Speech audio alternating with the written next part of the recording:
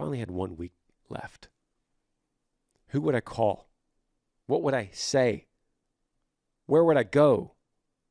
What would I do? What would I eat? I think these are really good questions to have.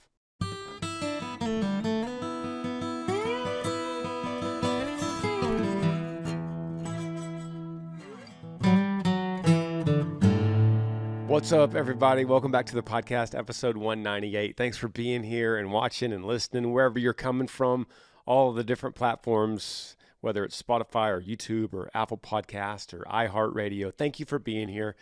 I love to do this, and it's one of my favorite things of all the things that I do. I answer your questions. Email me, Granger Smith Podcast @gmail.com. Could be about any subject, and we'll put it in the queue. And we'll pull them up randomly. I don't have any notes, or I'm not prepared for any of the questions, so we'll just walk through it as I hear it for the first time, react to it just like we're two friends. Okay, first question. Subject line here says, let's see, family and career happiness. Hey, Granger, my name is Joe. I'm from Farmington, Utah. First of all, I love the show. Keep it up.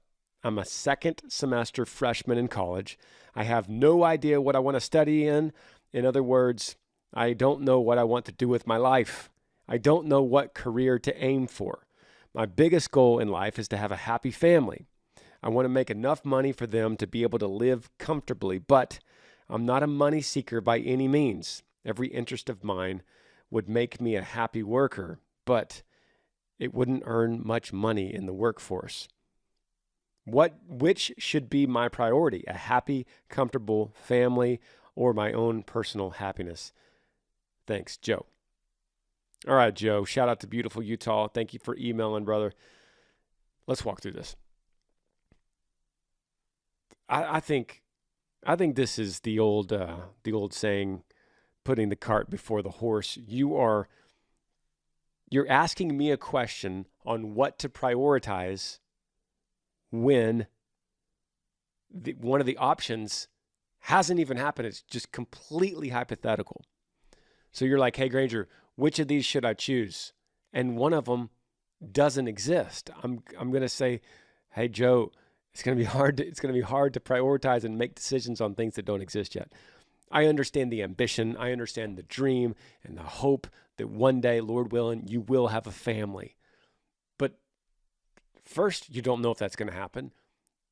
Second, and most importantly, you don't know how they are going to react to what you do for a living.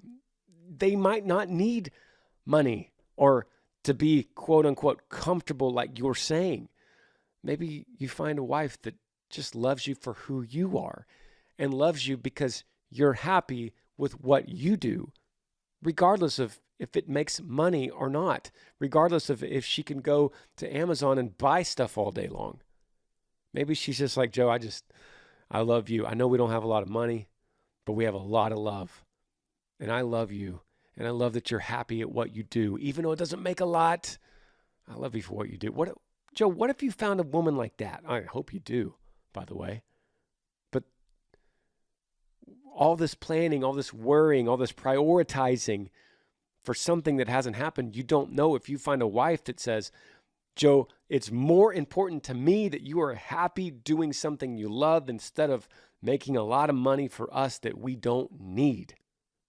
It's another thing to say for your kids to be looking up to you, saying, you know, Dad never made a whole lot of money, but he always loved what he did. He was always happy. And that is more inspiring to me as a kid than a dad that hates what he does. He just does it because he's trying to make money so the wife could go spend it. Does that make sense? Chase after what you are passionate about right now. Study in your second semester of college what you love right now. That's going to make everything easier in the long run.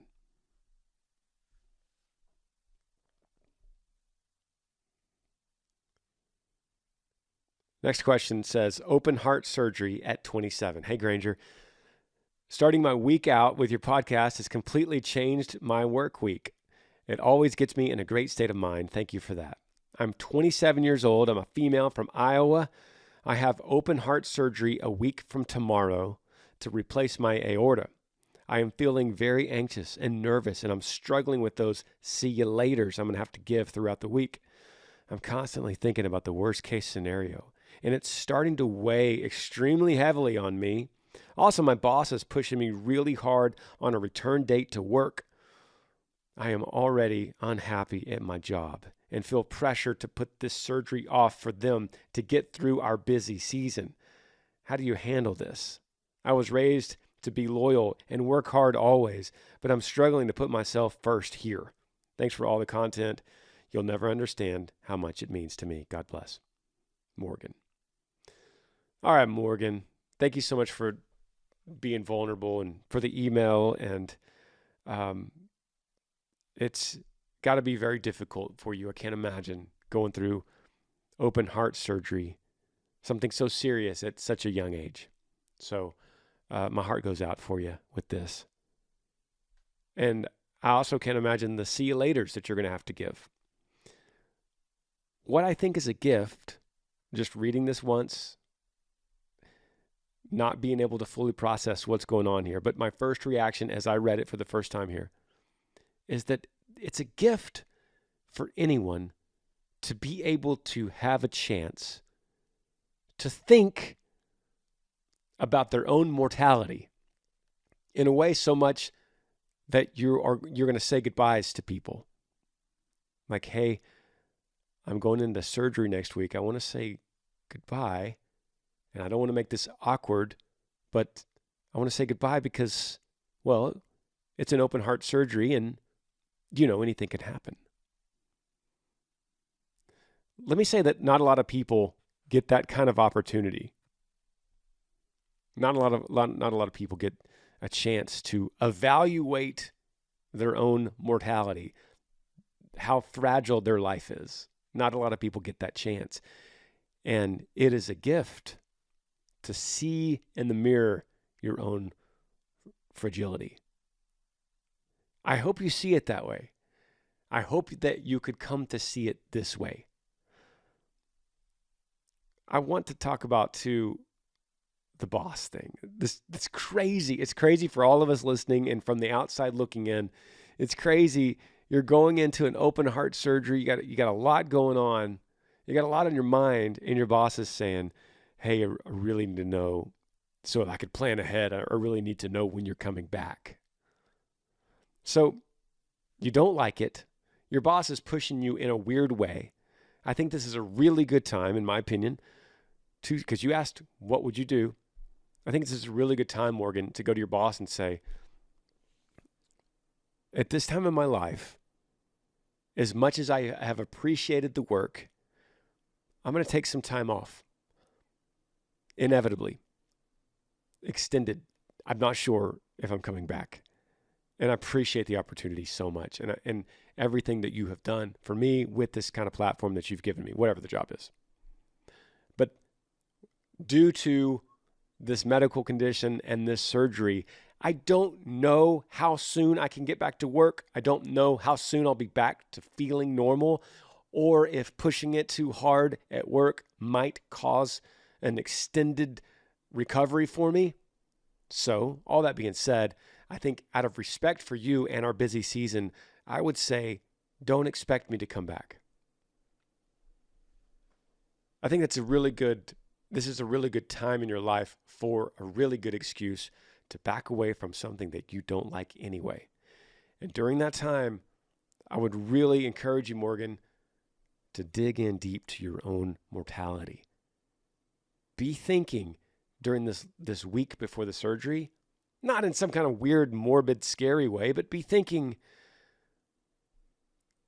if I only had 1 week to live on this earth, and of course doctors are great, so there's nothing to worry about, but I think it's a great thought experiment. If I only had 1 week left, who would I call? What would I say? Where would I go? What would I do? What would I eat?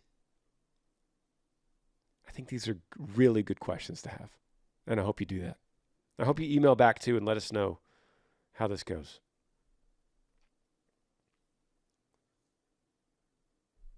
Next question says, subject line, saved by narcissistic parent. Saved, but narcissistic parent. That's what it says.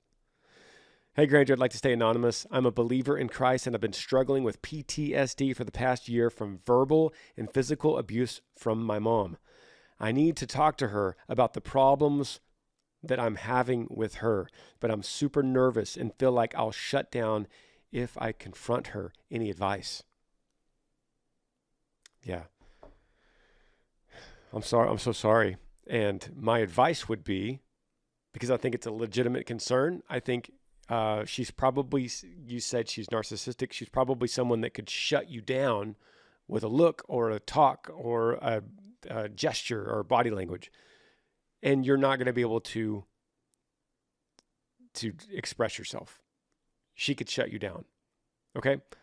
So let's know that, and let's go into the situation differently. One thing you need for your PTSD is you need to forgive her. Now, I don't know how many times I've said this in 198 episodes, that forgiveness is not something you need to totally believe inside you when you say it.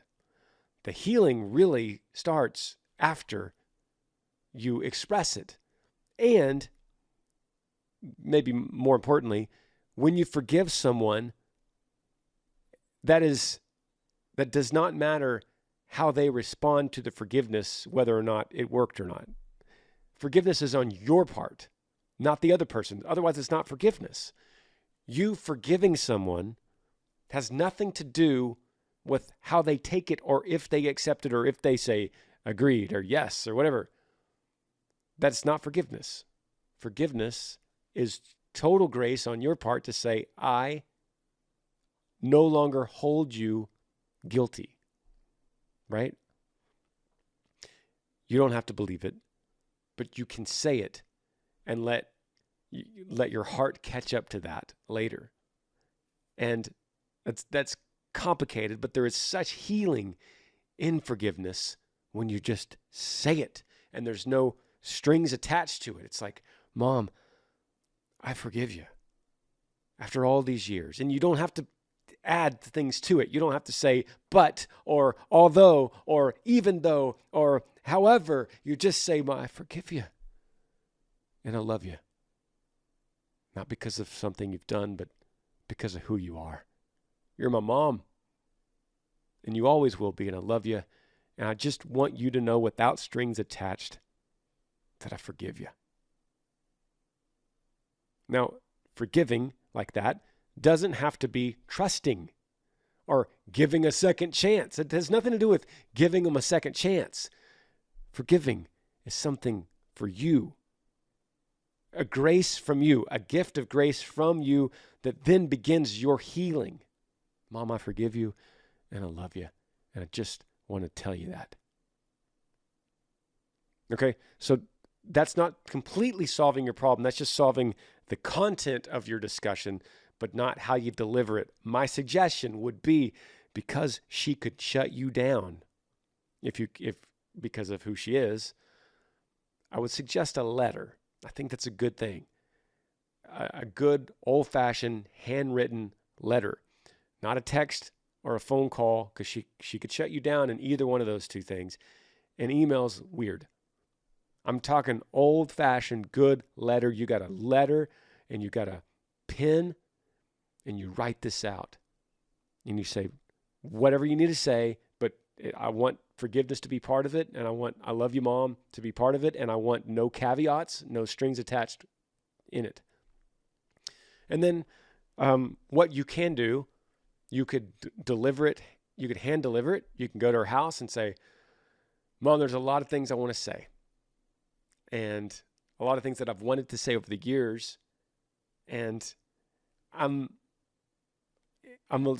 dealing with insecurities, and I wanted to hand this to you and just say, I put everything in this letter. I'm feeling vulnerable right now, so I put everything in this letter.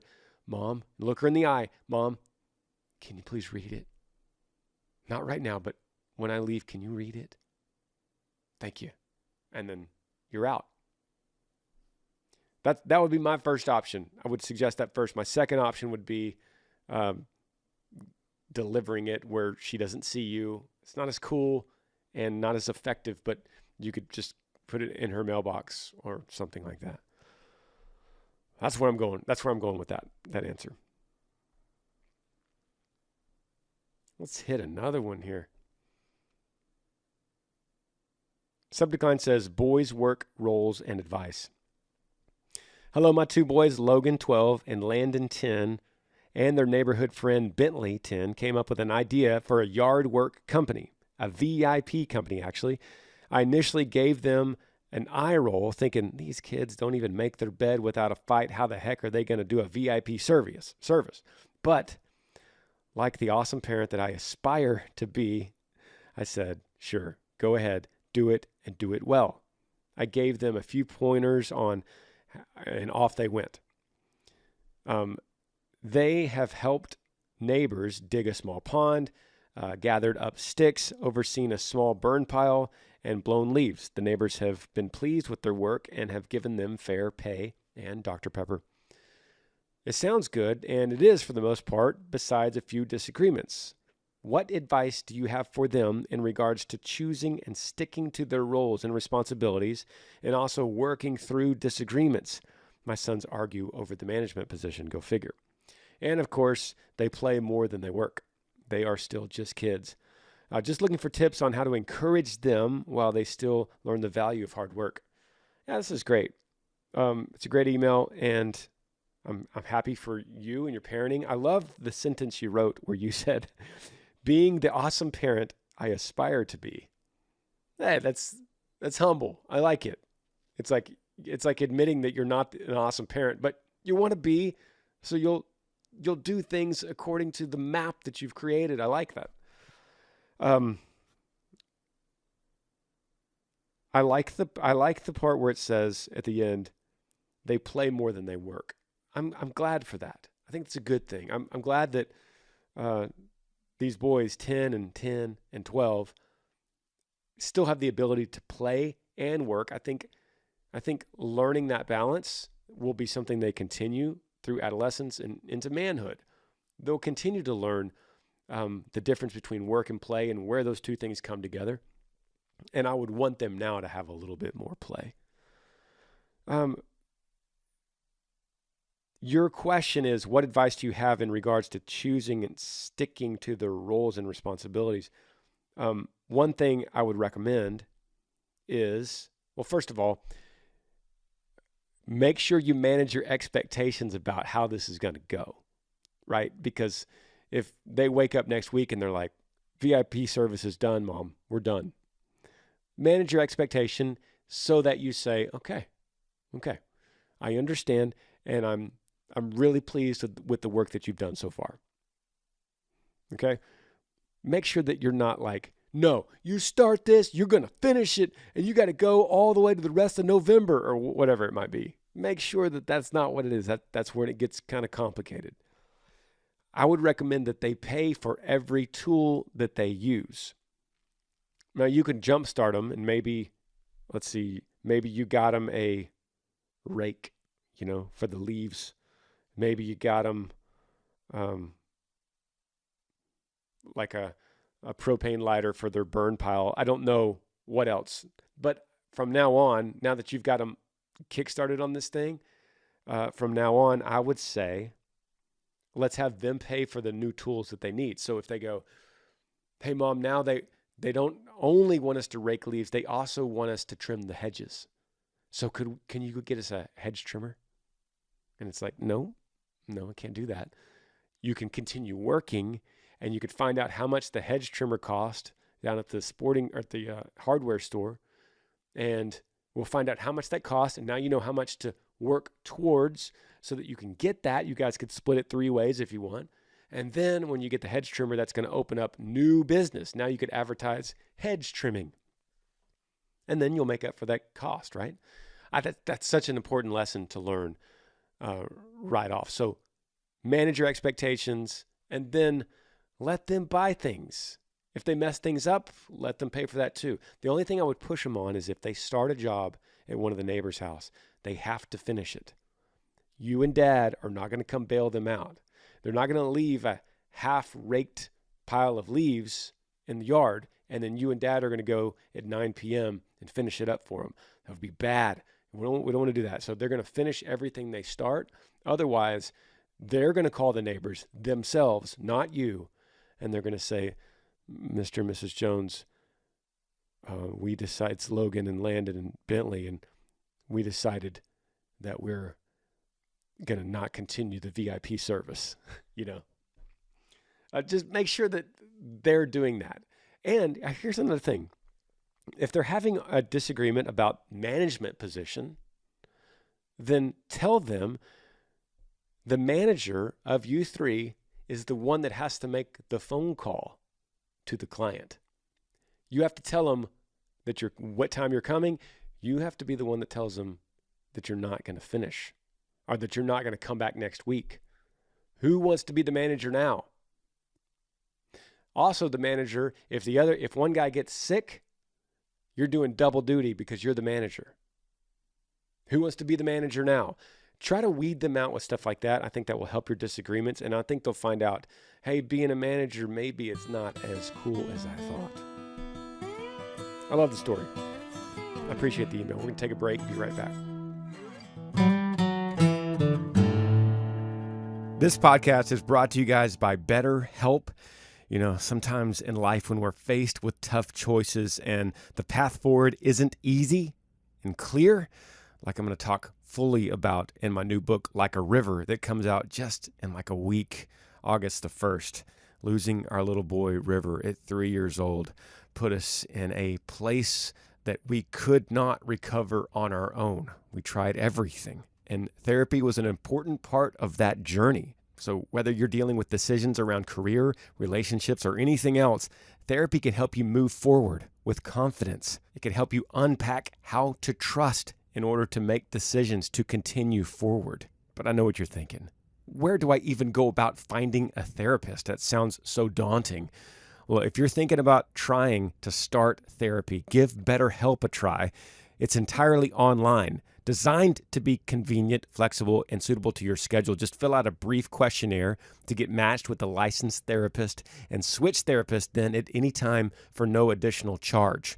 Let therapy be your map with BetterHelp. Visit betterhelp.com/Granger today and get 10% off your first month. That's BetterHelp, HELP.com/Granger.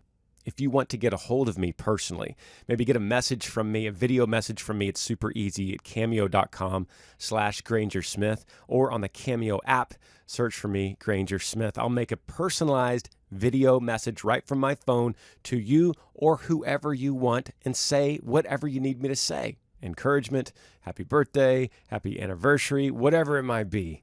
Let me do that for you at cameo.com/Granger Smith. Back to the podcast.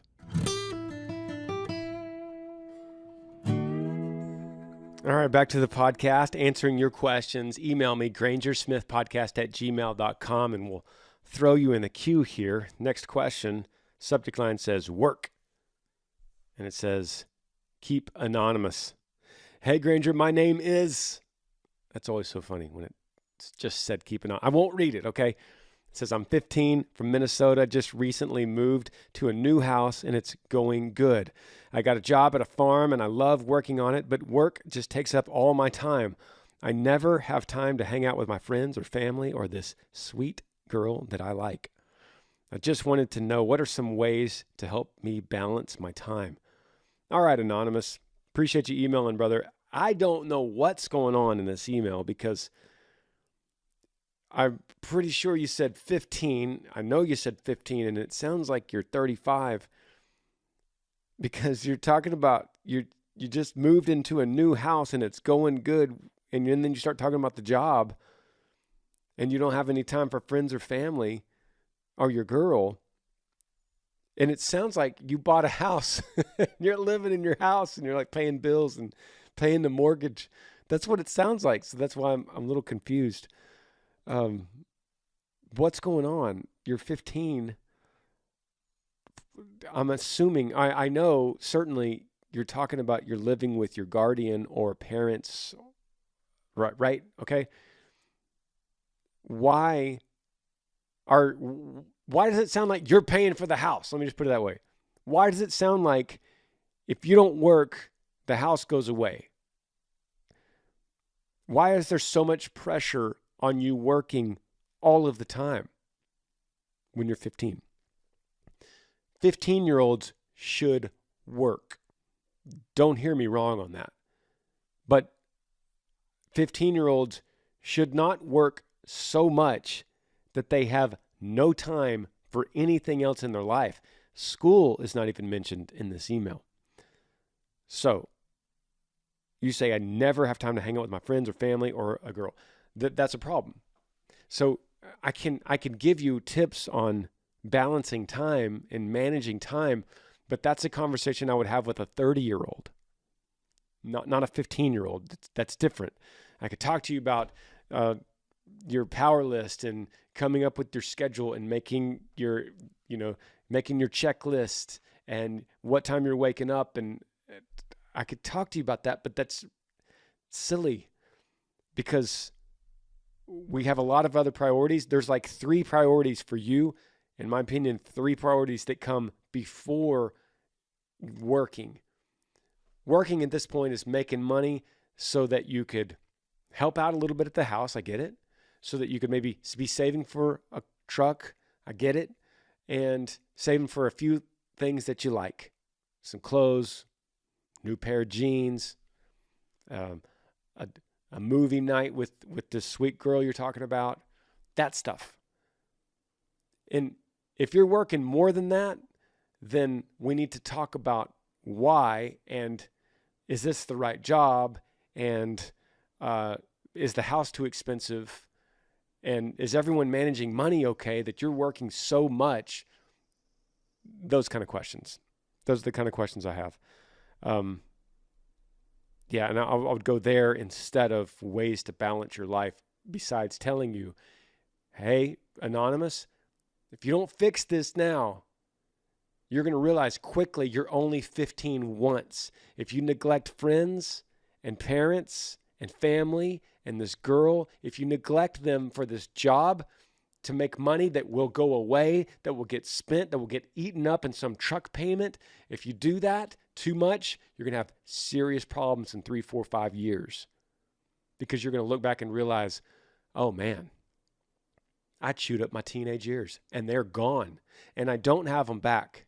And those were formative years for me. Those were years that I was learning about life and girls and friendship and being social. These were years and I was supposed to learn that, and instead I didn't. I was stuck in my work. So be very careful. You're only 15 once. Be very careful with how you use that time.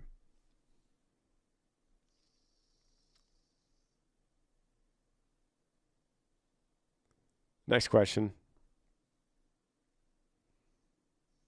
Subject line says failed marriages and says, hey, Granger, my name is David. I'm from Pittsburgh, Pennsylvania. I'm newly married. All my life, I've been surrounded by failed marriages. Regardless if it's family, friends, or whoever it may be, my dad passed away when I was 10 years old. So I really don't remember how my parents' marriage was. What advice do you have to give a newly wedded man? P.S. My wife walked down the aisle to You're in it. We are huge fans. Thanks for your time, David. David, I appreciate you, brother. Thank you so much. And congratulations on the new marriage. I'm happy for you guys. And I'm very honored that you used You're in it for such a special moment in your life. Thank you so much. I love that, to have that kind of connection.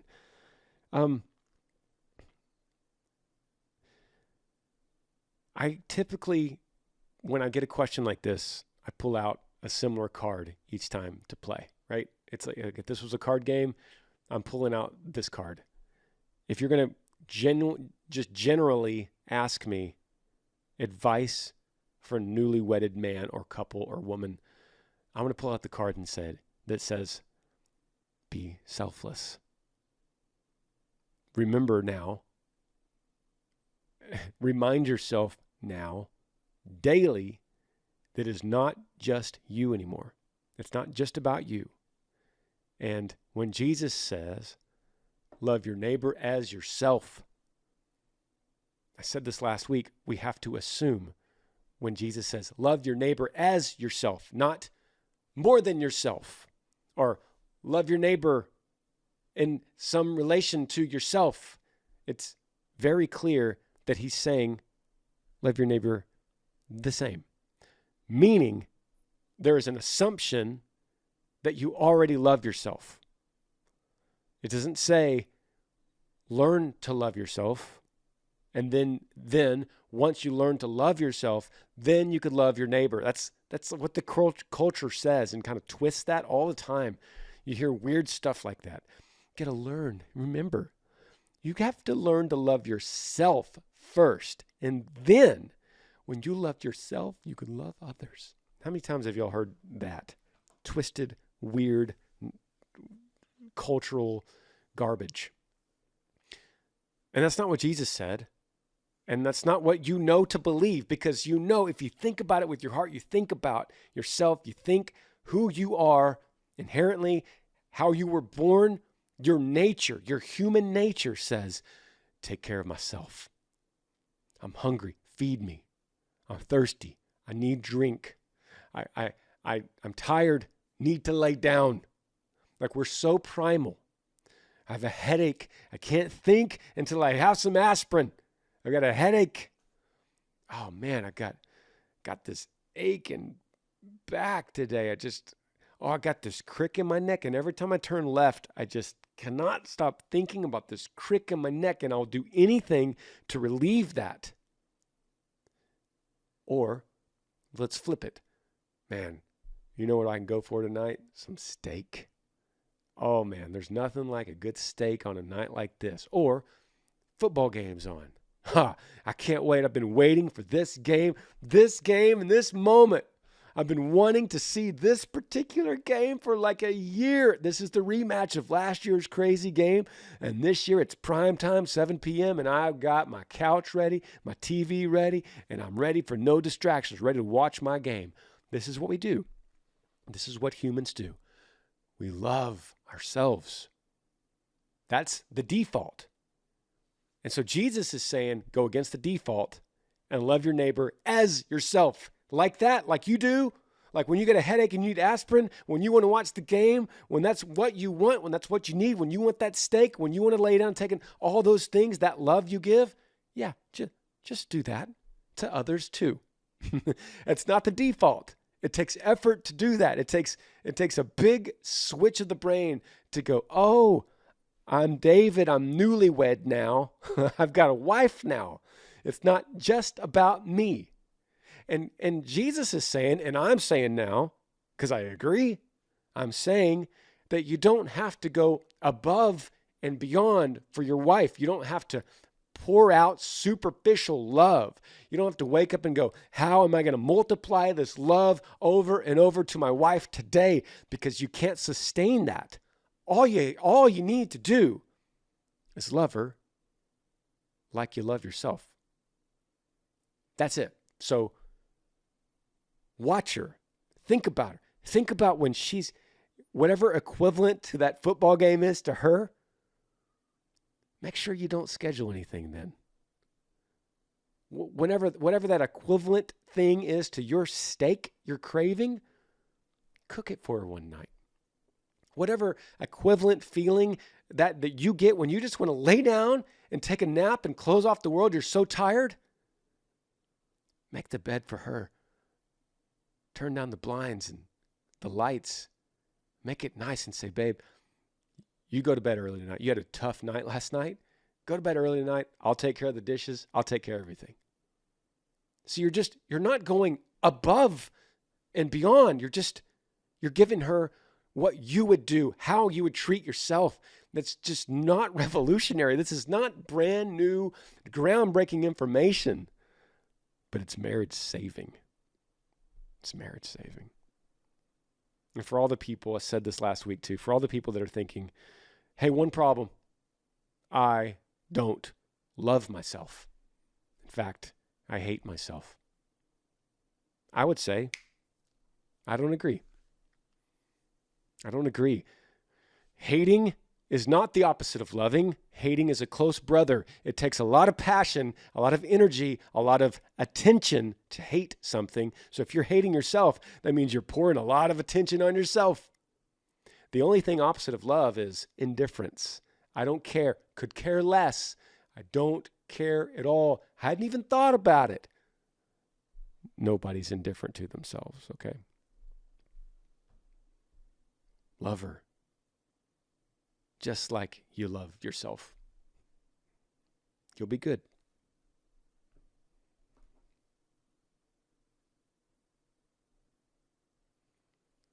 Let's hit another one here. Subject line says, fatherhood. Hey, Granger, my name is Cody from San Augustine, Texas. I'm 27, been a fan for the past 10 to 11 years. My question is, do you have any tips for a first-time dad? My wife and I are expecting our son in September, so I'd greatly appreciate to have some advice from my favorite country singer. I already plan on raising him around the church.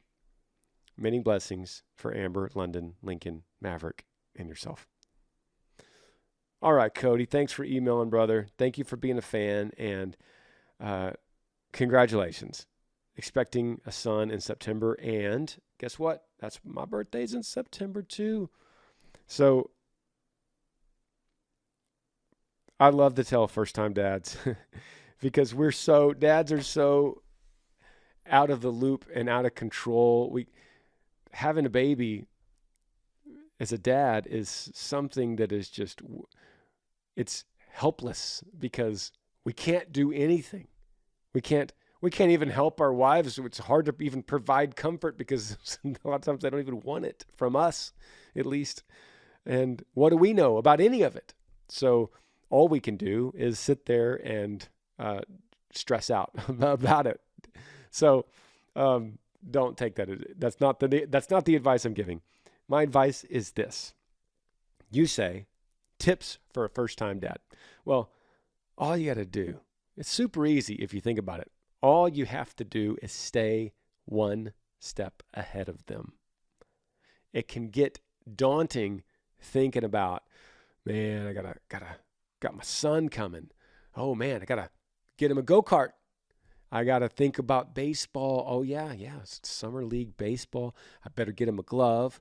And then we're gonna have to think about maybe moving closer to some kind of training for him because he's probably gonna want to be a pitcher in baseball. And then, I got to make sure that he's got a good bike. Every boy needs a good bike.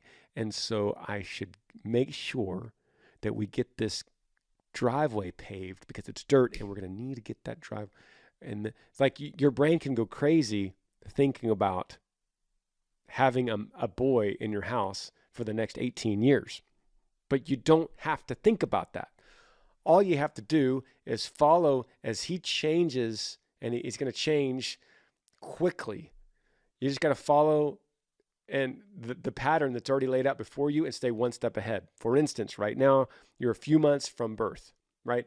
Well, all you got to think about right now is helping her get that nursery set up. And that's your only job right now. It's your only goal. That's my only advice to you. And your only goal is get this nursery set up right. Make it less work on your wife. Make her not need to worry about where the baby is going to lay its little baby head. Okay.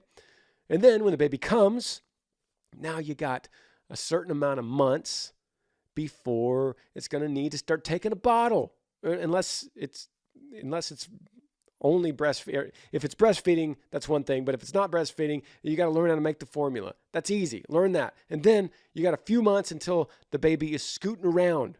So then you got to kind of prepare the floor. And then you got several months after that. Now the baby's walking. So now you can baby-proof the house then. And then you got several months after that before the baby is climbing. So then you got to watch the chairs in the kitchen. So you're always just, okay, what's the next step? What's the kid going to be doing 6 months from now? Okay, got to make sure we got to take care of these chairs in the kitchen because this kid's going to climb up on the kitchen table. And if you're one step ahead, then you don't have to worry about the next 18 years. You could even do your research for each tiny stage, but babies are laid out and they go down this timeline that's so predictable. It's beautiful. It's great for parenting.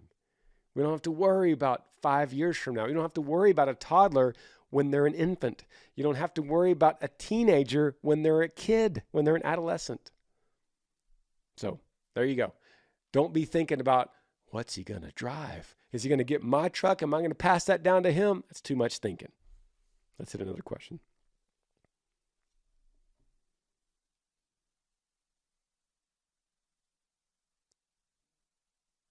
Question here says, in a slump, can use some advice. Hey, Granger, my name is Lily. I have written the podcast before, but I could really use some advice. I'm 14 years old. I'm going into high school. I have been homeschooled for 7 years, but this year my parents decided to do something different. I'm going to go to the school at the church that I have been attending. I am the type of person that finds comfort in having control over things in my life. But lately I have felt that I don't have control over anything. I know that ultimately God is in control. I also know there are some things that I have zero control over, but I'm just not sure what to do. I feel like I've been in a slump lately, and I'm struggling to get out of it. So many things in my life are changing, and I have always struggled with change. I've never liked it. I'm praying that God will reveal the answers to me, but I could really use some advice. What would be something you would do in this situation? Thanks so much. God bless. All right, Lily, thank you so much for the question and for emailing and being vulnerable and being 14 and listening to a podcast like this. I'm going to give you an answer that would be different if I gave it to a 30-year-old or a 40-year-old or a 20-year-old. I'm going to give you a different answer because you're a 14-year-old. It's nothing against you. I think the answer should change depending on the decade you're living in. What I mean by that is I love that you're praying. I love that you're leaning into God's sovereignty and providence, and you're kind of unpacking that a little bit. That's good. I want you to think about this. The community, people around us, is what builds confidence. We don't build confidence by ourselves alone. We build confidence in a community. So how do you find a community if you're not part of one and you desperately need it to build confidence to help mitigate the change that's hitting you right now? This change that's just all over you and you're like, it's icky change. I don't like it. I just want it back to normal. I just want to be homeschooled again. That was better. So how do you find the community? Think about yourself and your passions. Maybe not even passions. Just think about what you like. What do you like? Do you like... Okay. I'm gonna be stumped here because you're a 14-year-old girl and I never was a 14-year-old girl. Let me speak from me, okay? Me. Baseball cards or NFL football, Aggie football, baseball gloves, checkers, cards, maybe some kind of skip bow or one of those card games, movies, certain kinds, a very specific kind of movie. So what I'm doing, this exercise, I want you to first of all just go down this list, and if I were you, I would get this list and I would write the 14-year-old girl things, not the Granger 14-year-old boy things. Write the Lily things on a piece of paper. Write it out. And then try to make an order of that. So it's like, number one is this. I love this. And I'm not talking about Jesus. I'm not talking about mom and dad. I'm not talking about grandma. I'm talking about hobbies, games, interest, talents, that stuff. Maybe it's drawing. Maybe it's painting. Maybe it's singing. Maybe it's playing an instrument. Make a list and try to order it. And when you get that top 3, seek out those people. That's your tribe.